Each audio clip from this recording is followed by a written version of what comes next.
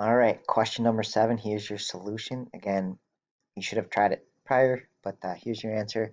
So this is actually pretty solid code here, where this is called short circuit evaluation, where if you want to divide score by num, or like to get a percentage or something like that, anytime we divide, we want to make sure we're not dividing by 0.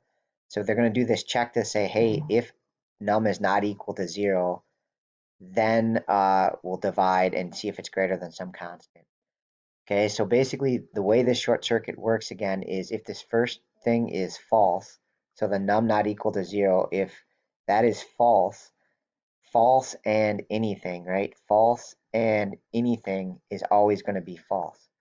Okay, so what happens in Java is if the first part is false in an and, it doesn't even check the second part, right? Which is what we want here, because if num is equals 0, meaning this is false, if its num is not equal to 0, so if sum is equal to 0, it's false.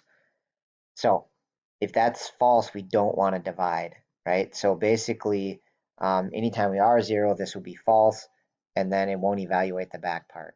Okay, so what's going to happen here is it won't evaluate the back part, it'll be false, and it'll automatically go and run statement 2.